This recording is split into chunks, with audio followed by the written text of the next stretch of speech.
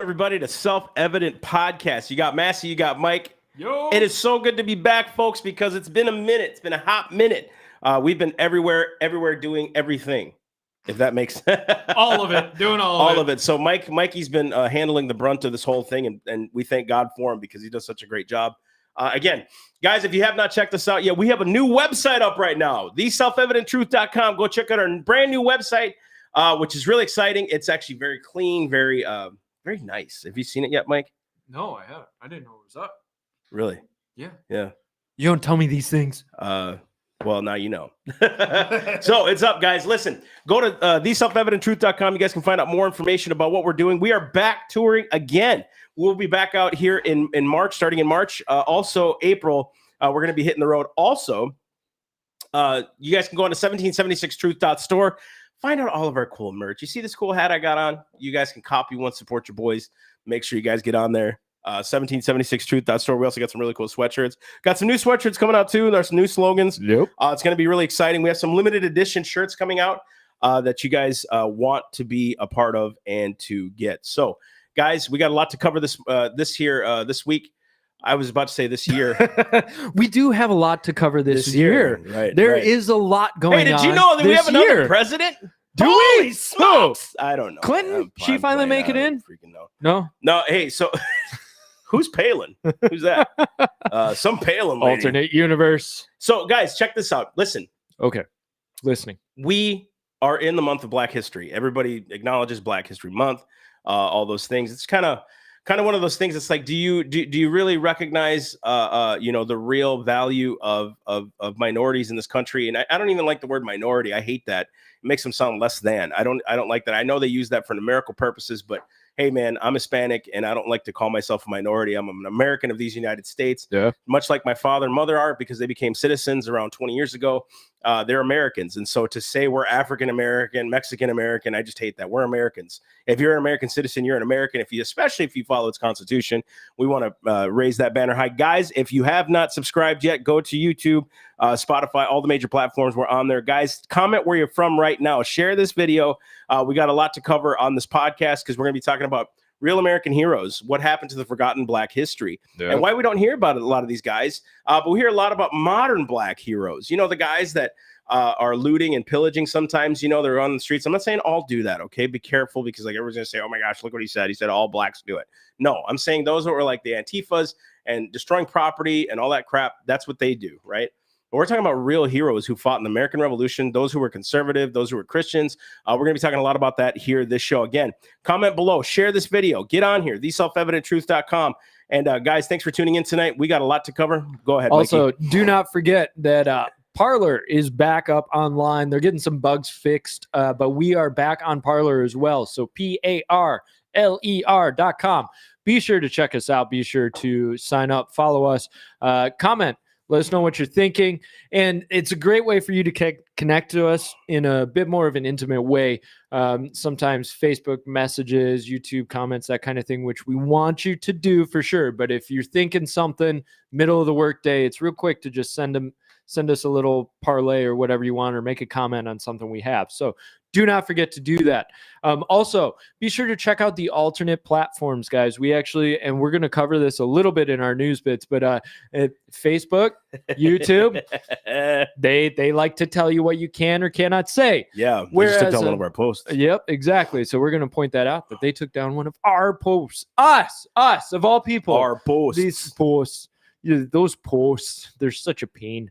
The BitChute and Rumble, check those out, guys. We've got highlight clips on those. We're continuing to put stuff up on those. Those need your support. So be sure to check those out. Get on those websites. Yes, do it. All right. We got a lot to cover, boys and girls. So here we go. Get strapped in. We're ready. Guys, our YouTube's been doing great. Facebook's been really, I believe it's been censoring us for a while now. It definitely has. Our viewership's gone down, but which is ridiculous because, man, when we started off last year, we were hot. I mean, it was moving. We saw a lot of ticks up. And then, you know, we start posting about things that are really, which I'm surprised our page hasn't been pulled down because of the vaccine. I am too. You know, I was kind of expecting it to happen where we would get swept out in that surge of getting rid of conservatives. Guys, keep in mind, we're not trying to do this to get that to happen. We're not trying to thumb people here. We're just out to tell the truth. And the Bible says in the book of John that, you know, those that hate the light because their deeds are going to be exposed. They hate the light. Those that are trying to censor and cover up things, they hate light. And that's just how it is. They're of the world. They're of their father. And that's fine. They can do what they want, but it's the truth. So, you know, guys, keep praying for us. Keep supporting. We're going to continue to keep doing this. Our other sites are doing really well. You were telling me today, they're doing all of our other sections and things that we're walking into are doing fantastic. So rock and roll, boys and girls. Rock and roll. Comment below where you're from. If you guys are watching live, rock and roll. Mike, let's do it. There we go. All right. News bits. News bits. It's time. So slide number 1. There was an Ann Arbor school that decided to keep the schools closed, and the parents are actually kicking back. They're done with this, and I don't blame them. If you've had little Johnny, little Susie at home for over a year now, and you're watching what's happening, Susie. Wake up. Susie. That's right. We're turning into a music show. We're done with the politics. We're done with all of that. We'll take your request later. Yep. Massey will sing. I'll drum. No, I won't. All right, here we go. He's got the Barry White voice going on. That's what happens when you get a little bug. It's not COVID. It's not COVID. Trust me. COVID? It's not COVID. Okay. Let's get rolling. All right. So I'm gonna start this. So, quote from the article. This article comes from Daily Wire. The motion's wording was changed at least a half a dozen times times during more than an hour of discussion over what its ramifications were, ending with a 5-2 vote at the February 17 meeting, directing Superintendent Janice Swift to present a plan to the board next week for allowing instruction to remain virtual for the remainder of the 2020-2021 year, with the exception of serving those with the greatest needs. This decision took the board nearly 5.5 hours to accept. The approved motion, according to the outlet, reads, redirect Dr. Swift to make a recommendation to modify our current school plan to allow instruction to remain virtual to the end of the school year and blah, blah, blah. So basically they said, nah, we're kicking the can down the road. Yeah. Mind you, I want to read you just a quick little statistic. The 7-day average of new daily cases went from a peak of nearly 246,000 on January 12th to nearly 94,000 on February 13th. While the 7-day average for hospitalizations of COVID-19 went from a peak of 132,000 on January 6th to 69,000 on February 13th. Dude, first off, can we all agree that Biden is a miracle worker? That He dude worked it. He did it. That guy steps in office. He solved And they COVID. just like, wow, like Messiah on earth, dude. What happened here? Did you guys see that? These numbers were astronomical, and they kept complaining about how Trump wasn't doing anything about it and all these other things. And you guys know where we stand on all that stuff and what we think about Trump and all that thing. But gosh, he steps into office and bam, the Red Sea splits. The Philistines get knocked out with donkey jawbones, boy. Holy smokes. What happened? Oh, man. Hi, Angela, upstate New York. Sorry, I had to go off on that tangent because if you guys are seeing, this is ridiculous. Why is it right after he gets into office, he changes how they're testing and how they're viewing the testing of COVID? Mind you, cases have gone down, 77% in a matter of 6 weeks. So, Unbelievable. so that being said, kids must stay home. Biden. Yes, don't forget Biden. So this motion, it prompted a parent group in Ann Arbor to start a GoFundMe page to raise money to hire attorneys to legally challenge the school board's Come on, decision. dude. That's what you got to do. That's exactly why I wanted to pick this article, because they're fighting back. That's awesome, They're dude. done. More power to you. The group has been advocating for a safe approach to reopen schools when That's the school awesome. board has continuously denied. The group started a fundraiser after the school board meeting seeking $30,000 hire law firm. Money was raised in less than 24 hours.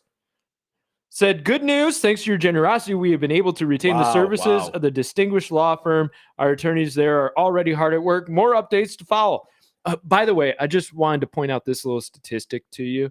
So far, there have been about 140 deaths from 0 to 15-year-olds.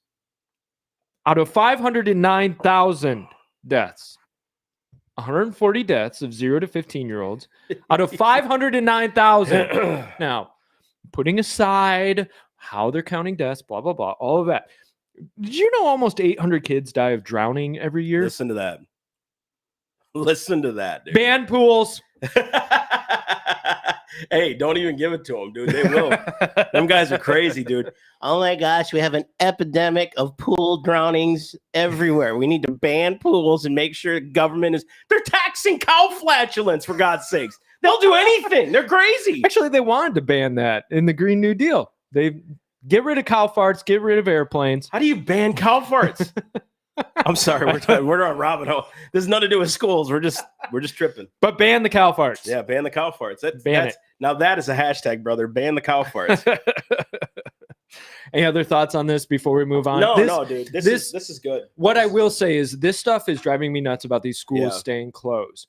All of the evidence has pointed to the fact that kids are not nearly affected in the way older adults are. Right. The older you get, the more susceptible you are to COVID symptoms. And to keep our schools closed for running on over a year now is just insanity. Yeah, but it's funny because we're still paying taxes for those schools.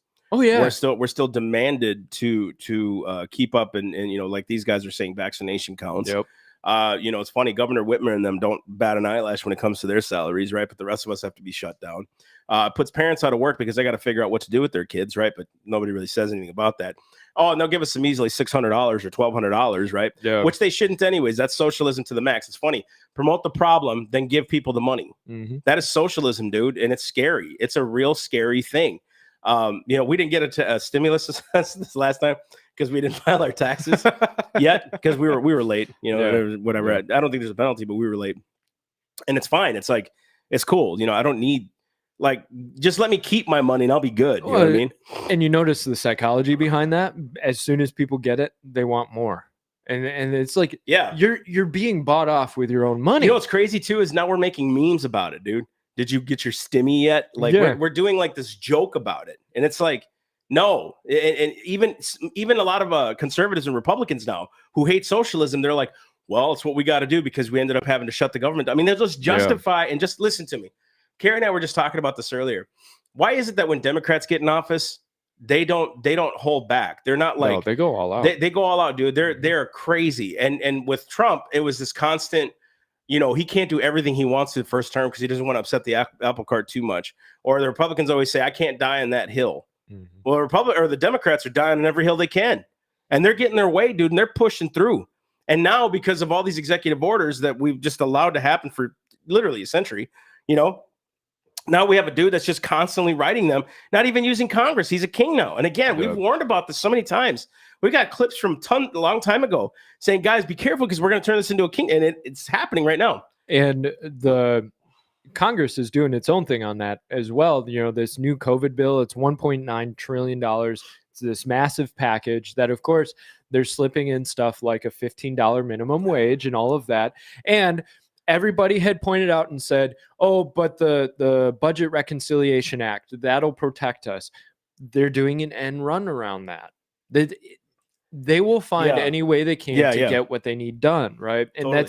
that's why you have to be aware of what's going on, and that's why you have to continue moving forward. Right. And I think the point of it all is it's like we need men of integrity, men of character, women of character who are going to go up there and not be ashamed about being an American, because there's a lot of anti-American agenda-ism going on.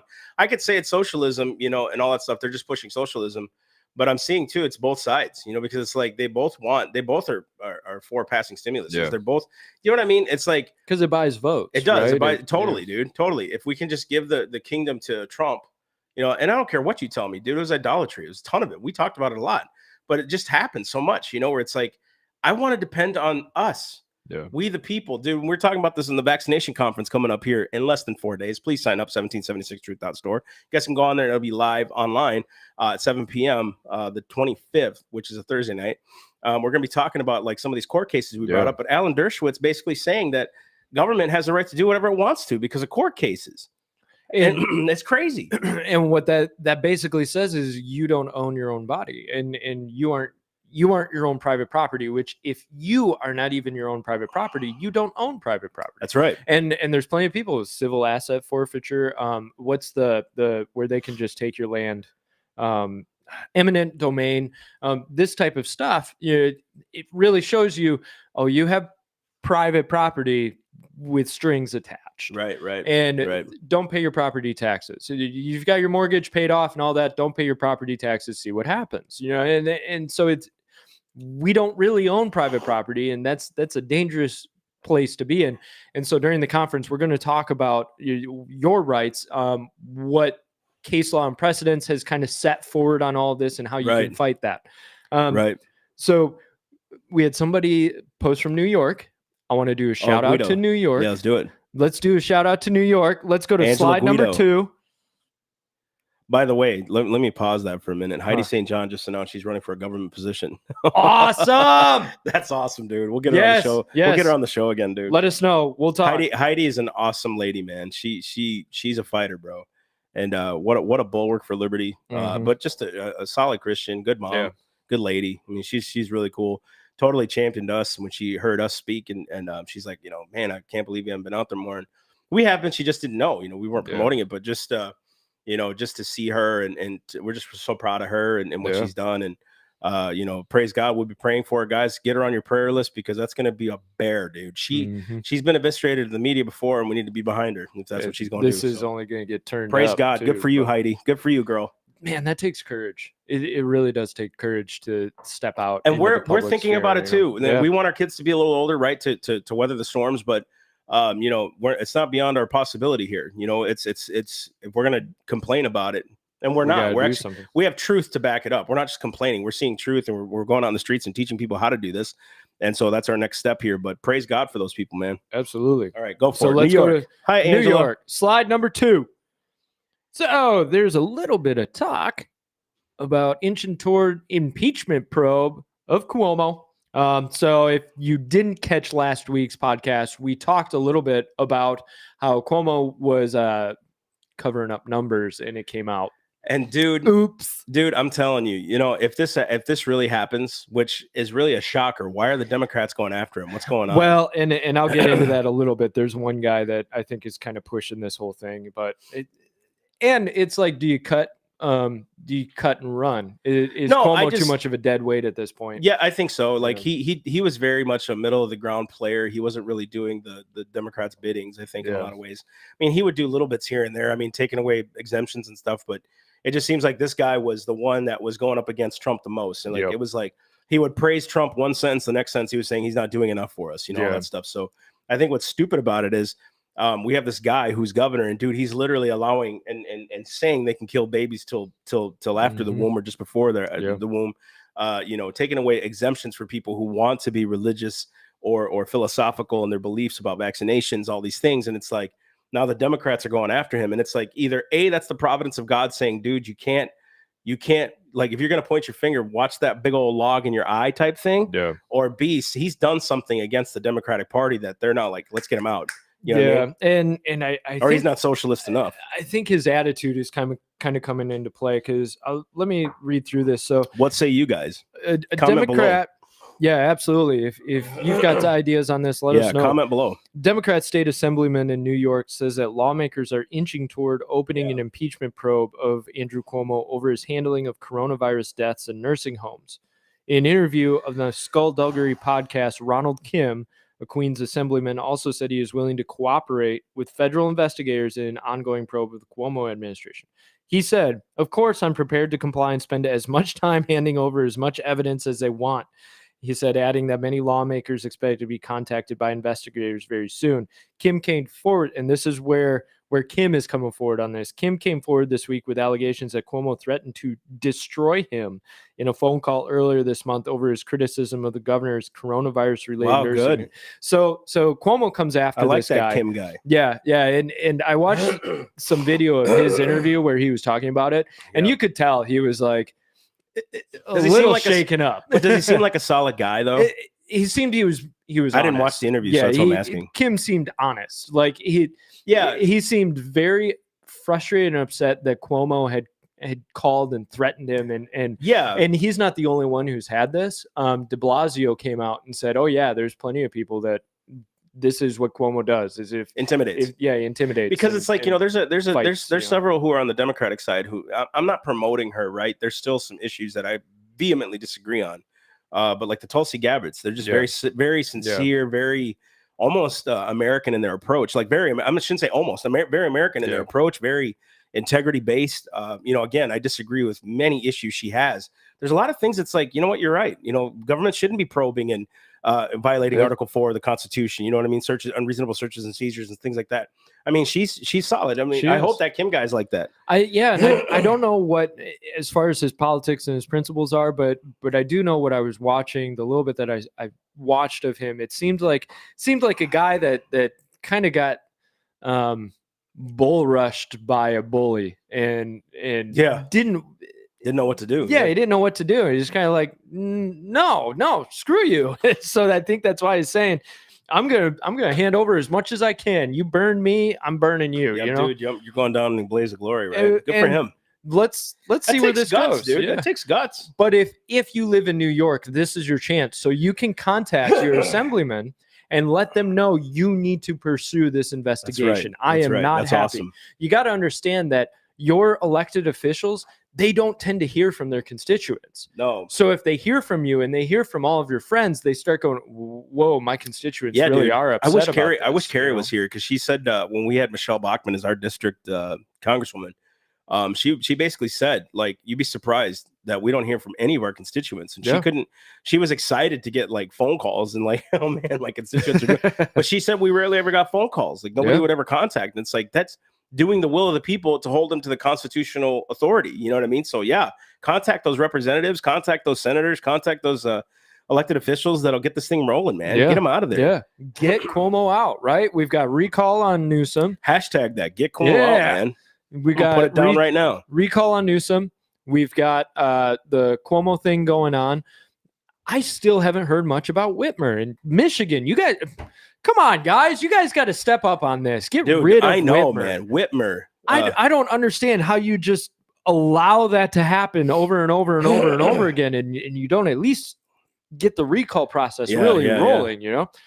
So we'll see. Maybe Michigan will step Dude, up. they gotta really impeach her too. I mean, just the whole idea, like where they get this idea that they're gods, and they can just go in and steamroll. It's that emergency act that we're gonna be covering again, guys. We got to get in our legislatures and repeal these emergency acts, man. They're crazy. If you read anything, I just got done reading Florida's, and I'll just go on the tangent for a minute. If you go down to Florida's Constitution, you see the Florida statutes where it says the Emergency Powers Act, dude. I mean, it gives the government carte blanche. The governor can basically go into your home and say, no, you can't use your electricity, your water, or anything at his request.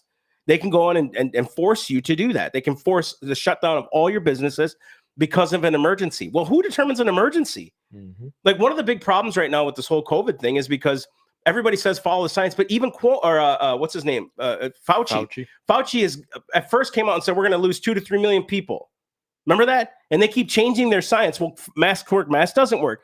Vaccine's going to work. It's going to, I mean, it's not going to save everybody. So, you know what I mean? They keep flipping. So who determines what an emergency is? And if you get a liberal agenda who wants to push socialism, that's the best way to do it. Just give the government full carte blanche authority. And that's why we got to stop it. And Whitmer wasn't even listening to her own Supreme Court. They had told her, no, you're not allowed to extend this emergency order. So she canceled it and then started a new one. Lisa Keller just said the recall failed because they didn't get enough signatures. Which recall? For Whitmer? Okay, so they did do it. Yeah. Okay. Well, go again. Do it again. Game on. Don't quit. Or the ballot box. They wouldn't quit, so why do we quit? That's right, buddy. Keep doing it. Let's go to... Good for you guys, Lisa. Way to go. Absolutely. Keep going. News article number 3. Slide number 3. Listen to this. Look what Angela said. Oh, everyone around here, she's talking about New York, on both sides, is fed up with his tyranny and decisions he made, jeopardizing those poor nursing home residents. So Good. I think that's what's happening. But at the same time, I'm like, the guy's got a lot of pull. How is he getting this negative press? You know what I mean? I really think it's something where he has stepped on enough toes, and he's created enough controversy that they have to distance now. Yeah, you're right. You know, like he's just that. I don't know, guys. He's radioactive, I think. What say you? You know, what say you guys? You know, just keep commenting down below. We love reading your comments. We love absolutely. You know, thank you, Lisa, for all your work over there in Michigan. You guys are awesome. Angela, we love you very much from up there in New York. I mean, all you guys are awesome. Oneda, thank you so much for being a part of this.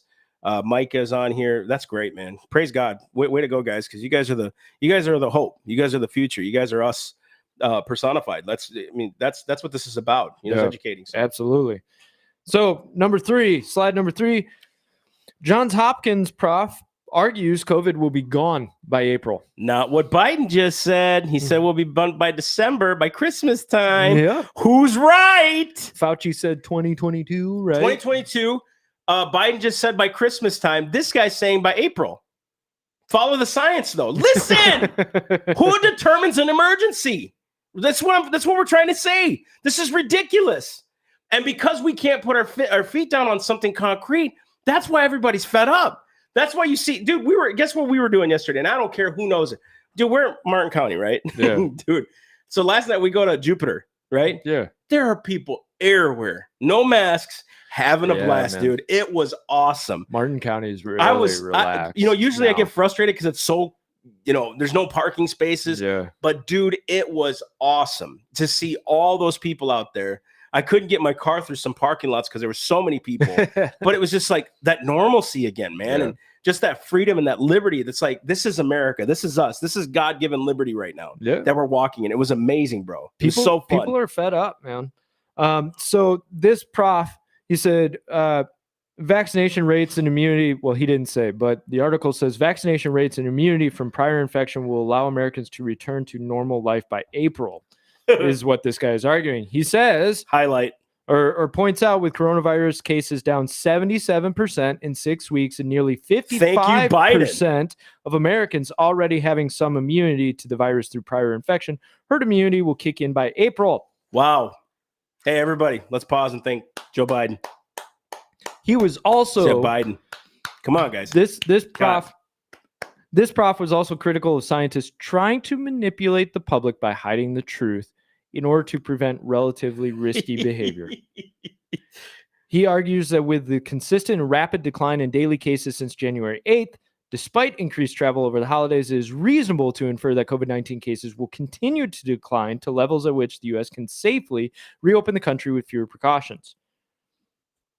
Boom. Boom. We're done. What else is there? Well, I just got a text. I won't say the name, but Dr. Fauci just said, satire. If we put 2 masks on cows' butts, it'll solve global warming. Just want you guys to know, global warming will be solved. Mask your cows. Mask your cows. Mask your cows' butts. Start the hashtag. Start the trend. Mask your cows' butts. Yep.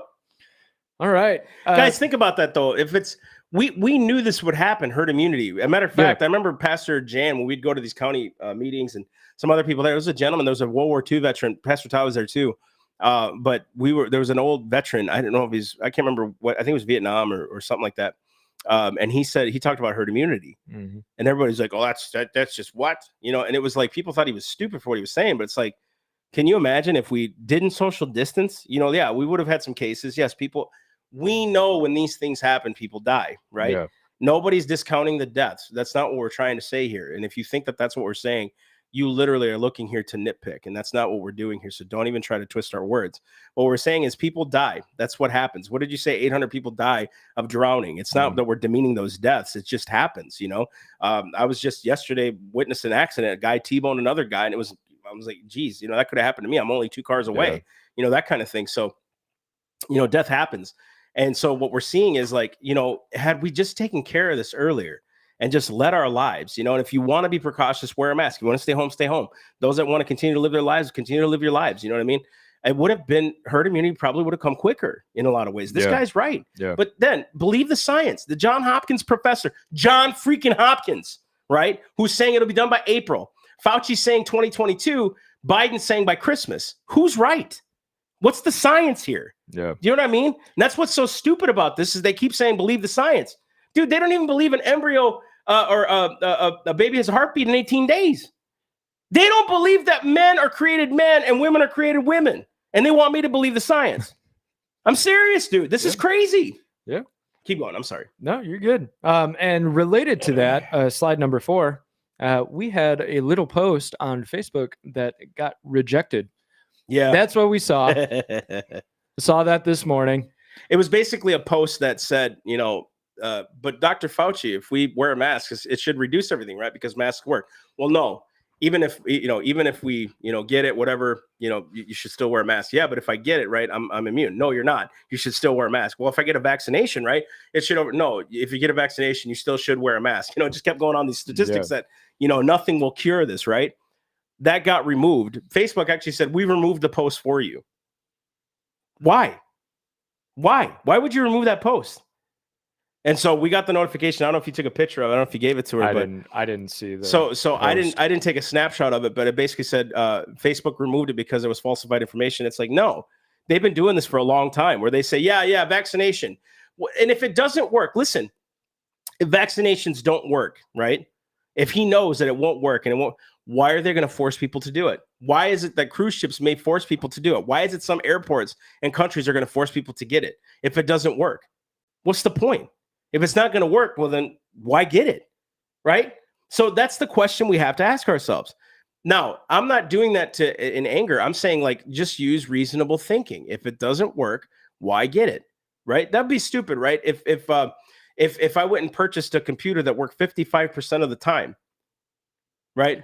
But electrocutes me in the process of trying to turn it on. Would I buy that computer? No. But what if you were forced to buy the computer? Because that's all you had. That's stupid. Well, and even if it has a good efficacy rate, like it's protecting the person that gets it, that gets the vaccine. Maybe. Let's say it does. Let's say, no. Hear me out. Okay. Hear me out. Let's say it does. Let's just say it does. That person is protected. Right. You're good. Right. So why am I forced to get it?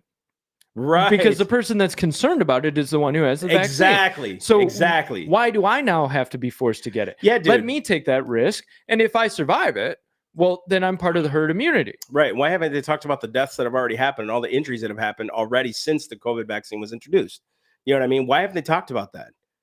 If this is so good and we should be doing this and it's safe and we got this out in less than a year, right? Which most take. Yeah. I was watching an interview by Robert Kennedy Jr. about vaccinations, and he said, "Why is it that these vaccines, including the COVID vaccine, aren't tested anymore the way that they should through not placebo? I can't remember what he said. Some kind of Placebo. No, not placebo. It was a different word because he was debating Alan Dershowitz. You guys should watch that. It was on Valuetainment. You guys should watch that. Alan Dershowitz backtracks every single word he said about states coming in and being able to force you to do vaccinations. Robert Kennedy blows him out of the water, and Alan Dershowitz backtracks almost everything he says. It's pretty awesome, actually. But he says, why aren't these vaccines tested the way that they should be, right? And why are we being forced to? Why are kids being forced to do this?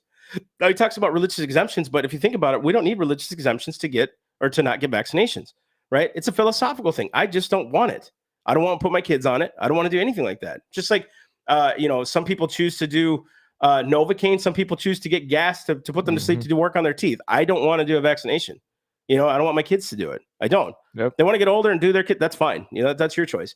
But it's that whole thing about choice and liberty, man. That's what this is about. Living liberated. And you're more than welcome to get it if you feel you need to, and then you will feel protected against it, right? So, but the point power is, to you. Yeah, but the point is, Facebook censorship's a real thing. Social media censorship, and you guys, if you don't realize that media and social media, and the media itself and social media, listen, the best thing that they're doing right now is doing the whole thing of divide and conquer. They're just dividing the American people into subsected groups, and they're destroying us from within. That's exactly what they're doing. And that's socialism. And it's the best way to enslave the people. Because if they keep us distracted on each other and issues, they can work behind the scenes and do the crap that they're doing. So just be mindful of that. If the media is saying one thing, look behind the curtain and see what they're doing behind the scenes in government. Look and see what kind of bills they're passing every day, dude. It's crazy what these guys are doing. And they're doing it on our watch. So just be careful. Yeah. You ready to get into this? Let's do it. All right. So first up, we are going to cover some major Black conservatives, men who stood for America. So not even necessarily that they're part of the Republican Party or conservatives in the present sense, but men who stood for America and stood for the values of America. Black History Month is coming to a close. We don't feel that there just needs to be 1 month. Black history is part of American history, right? Just like white history is a part of American history. I said the word white history. It's not allowed. Right. But we're gonna say that word, right?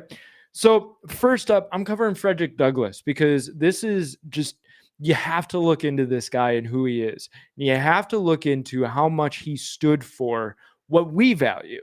And he was a no-nonsense guy in this respect. He really understood the principles of the Constitution, the Declaration of Independence, and he wanted those fulfilled. He didn't want to get rid of them. He wanted them fulfilled. So we're going to cover him first. So at a young age, he was working as a servant in Baltimore. He found to be a connection between the ability to read and freedom. And that moved him for the rest of his life. So he was pretty intelligent, taught himself to read, to write, taught other slaves how to read and write, and had unsuccessfully attempted to escape while a teen. So you can tell already he didn't like where he was, and he was trying to do what he needed to do. He ended up meeting Anna Murray, a free Black woman who later became his wife, who helped him pay for a ticket to New York. He passed himself off as a sailor and declared himself free upon his arrival in New York. Yeah, dude. After marrying Anna, changing his last name to Douglas, they moved to Massachusetts, where he started attending abolitionist meetings and speaking about his experiences in slavery. His message gained traction quickly, and he wrote an autobiography entitled Narrative of the Life of Frederick Douglass. After he released his book, he was traveling in Europe to avoid being captured and spoke about his experiences there. So abolitionists helped him by purchasing his freedom, which allowed him to legally return. So throughout Douglass's life, he continued public speaking, writing, fighting for equal rights, challenging slavery and segregation, and he helped recruit African Americans to fight in the Civil War, including 2 of his own sons. He even met with Abraham Lincoln to advocate for equal pay for African American troops. He inspired many as an activist. He also participated in the Underground Railroad, served under 5 presidents as U.S. Marshal for D.C., Recorder of Deeds for D.C., Minister Resident and Consul General to Haiti after the war. He was both a constitutionalist and he was a Christian. So I want to read some of these quotes. I prayed for freedom for 20 years, but received no answer until I prayed with my legs. Man, get it. Liberty is meaningless where the right to utter one's thoughts and opinions has ceased to exist. I'm going to read that again.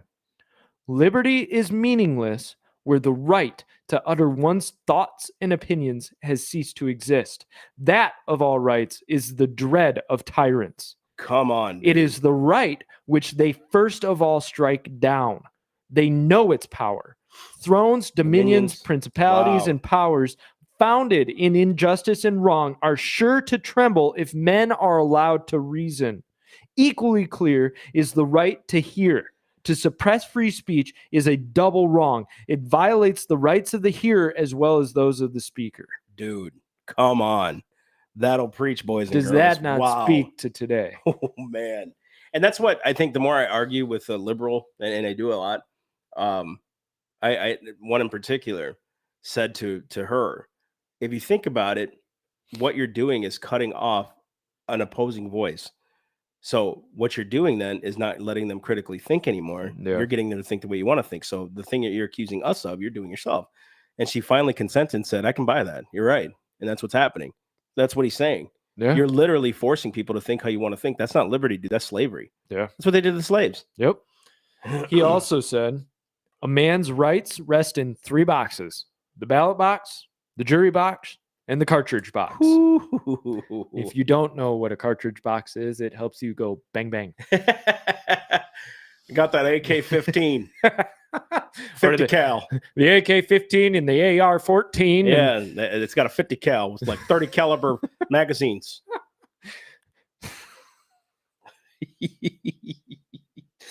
Sorry, dude. Oh, man. Intelligence. What's that one? Everybody has asked the question, what shall we do with the Negro? I've had but one answer from the beginning. Do nothing with us. You're doing with us already. You're doing with us has already played the mischief with us. Do nothing with us. If the apples will not remain on the tree of their own strength, let them fall. Listen to that. Let them fall. Not for tying or fastening them on the way on the tree in any way, except by nature's plan. And if they will not also stay there, let them fall. And if the Negro cannot stand on his own legs, let him fall also. That'll blow away welfare. That'll blow away welfare. Yeah, and 100%. And this was a big debate after the Civil War had ended: is what do you do? Okay, and that's the whole Negro question or whatever. Is what do you do now that you have all of these slaves that are considered free?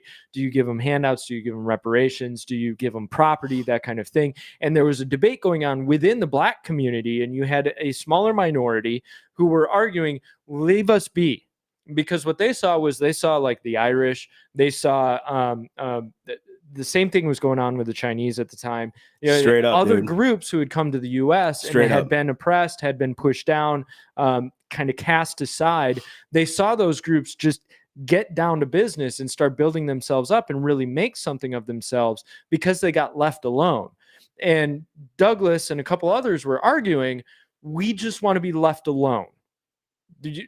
Just let us do what we need to do. And that Exactly. It's such a wise position to take, because if you have a 3-year-old who you just raise, okay, so when they're 3, they can't do much.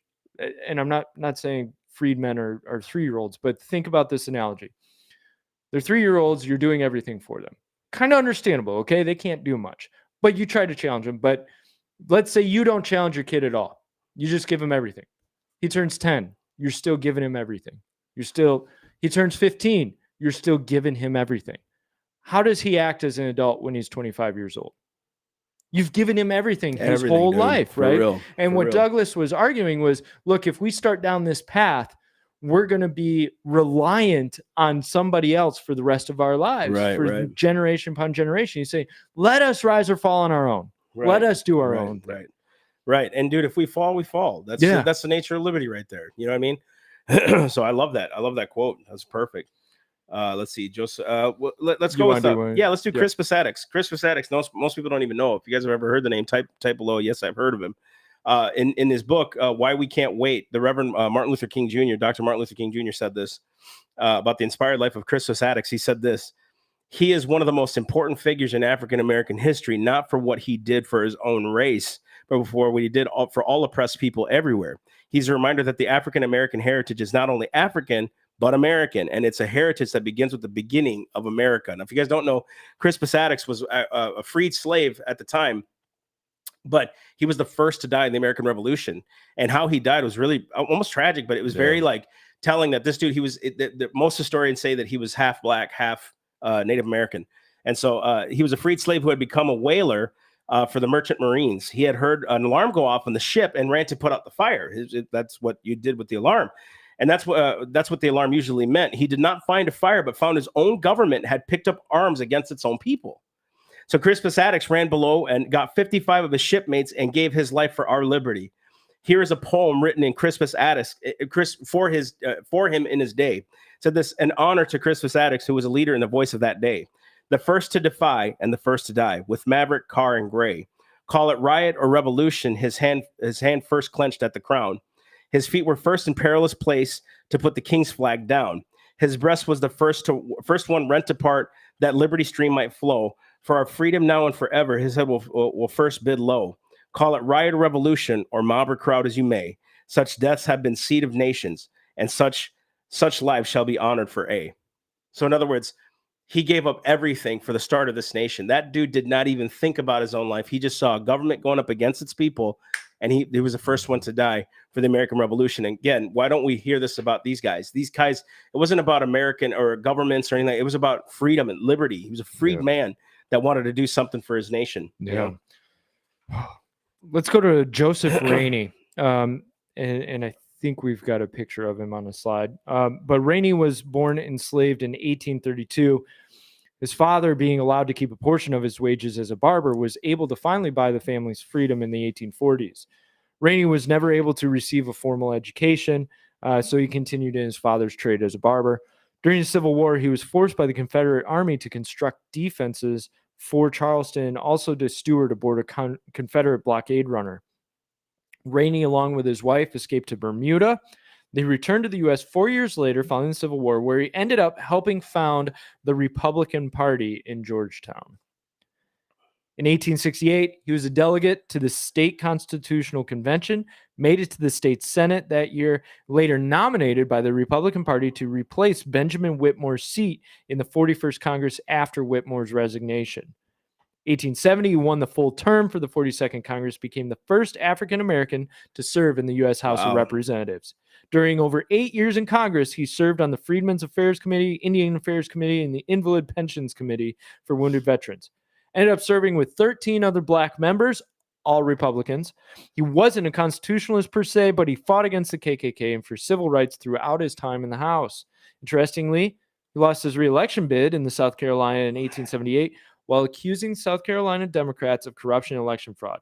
This guy's got a couple of quotes as well. So, gentlemen, I say to you, this discrimination must cease. We are determined to fight this question. We believe the Constitution gives us its rights. All of the 15 amendments made to the Constitution run down in one single line of protecting the rights of the citizen of this country. Listen to that. One after another of those amendments gives these rights to citizens. Step by step, these rights are secured by them. And now we say to you that if you will not obey the Constitution, then the power is given by that Constitution for the enactment of such a law as will have a tendency to enforce the provisions thereof. Dude, this is good because look what he's saying. All of the 15 amendments made to the Constitution run down in one single line of protecting the rights of the citizens of this country. Do you notice that? It doesn't give the right to protect the government. And that's what they're using the government. This is what I'm talking about. This whole vaccine thing that we're doing here soon. They're using the government and they're using the Constitution, saying the Constitution gives the government the right to harpoon your arm with a vaccine. But listen to this. They've been echoing this for years, guys. Hundreds of years. Now we've been hearing this. That the rights, that Constitution protects the citizens' rights. Yeah.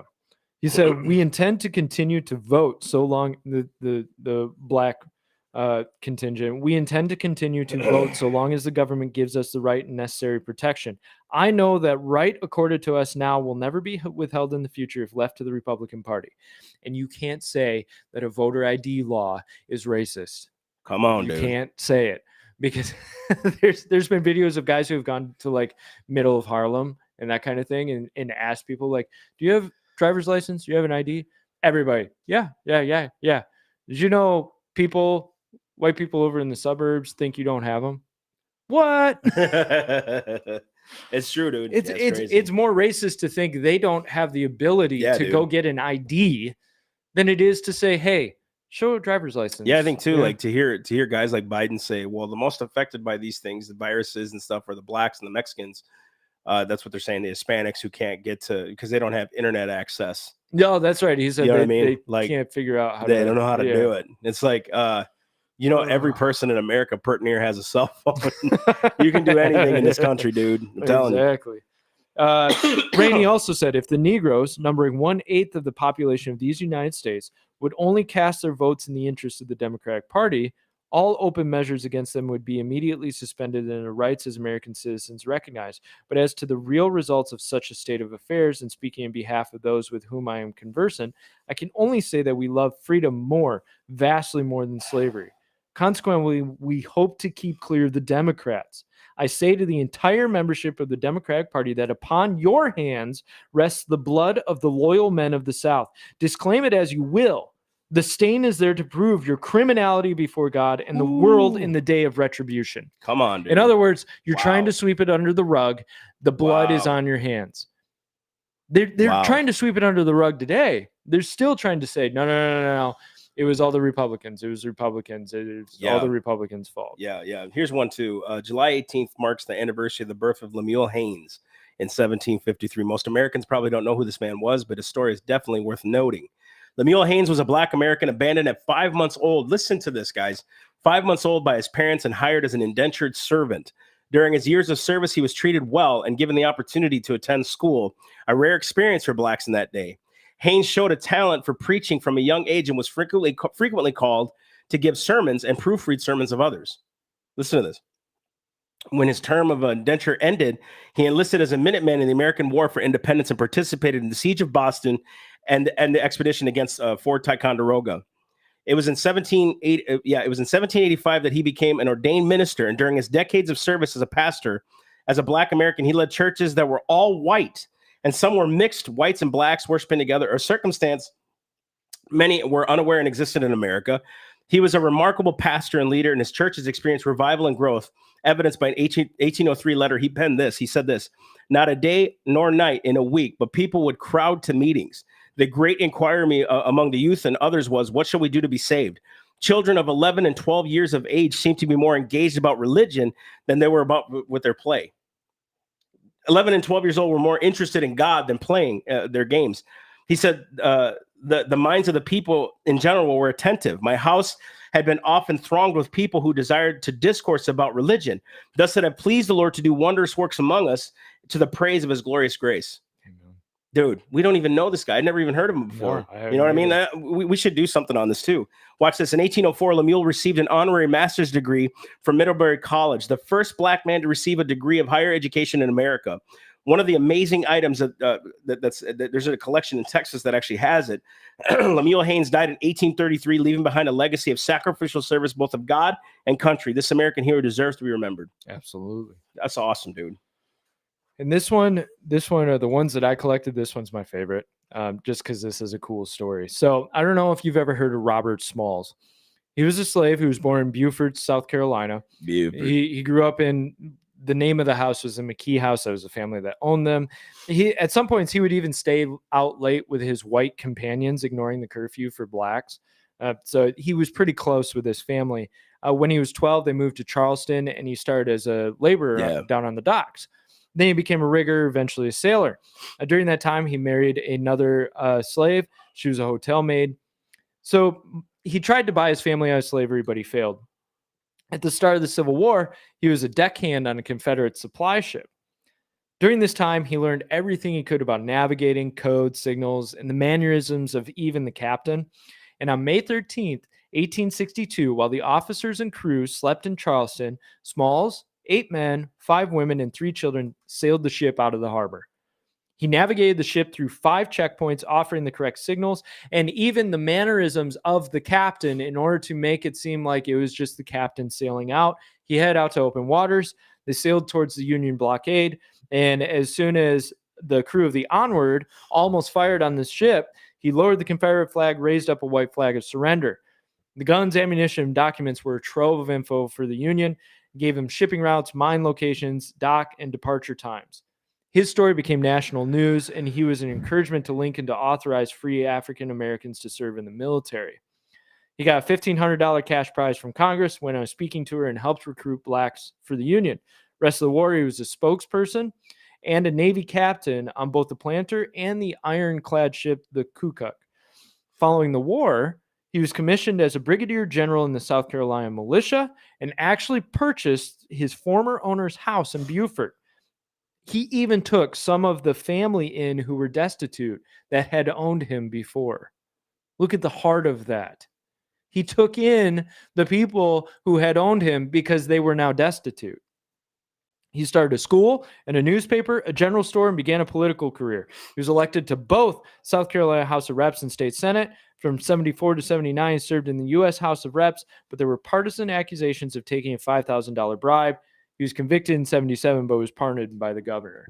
I love that story because just like Frederick Douglass, there's this story of drive and ambition and necessity awesome. In that man. Yeah, totally. Yeah. Totally. That's the voice of America right there. Is that like, we've got so many people who have contributed to America. And we remember all the big guys, all the Washingtons and the Franklins and the Jeffersons and, all those guys, Dickinson, James Otis, all these men and heroes that we just so honor and revere, Whitfield, and those kind of guys. And then we hear these guys and it's like, I get really frustrated when I don't hear about the wondrous works of God that were done in America and why we're not teaching kids that in public schools. We know why, obviously, but it just frustrates me that we don't teach. And then we see these things and it's like, Lord, I want to know more about this too. Yeah. Because if we could teach this just as normal American history, I don't think blacks would feel as repressed as they feel today. Like why we just kind of peg them in a corner. Yeah. And I'm not saying anybody does that on purpose or anything like that. It's just what the sentiment is, right? We keep doing this identity politics. They just did it again.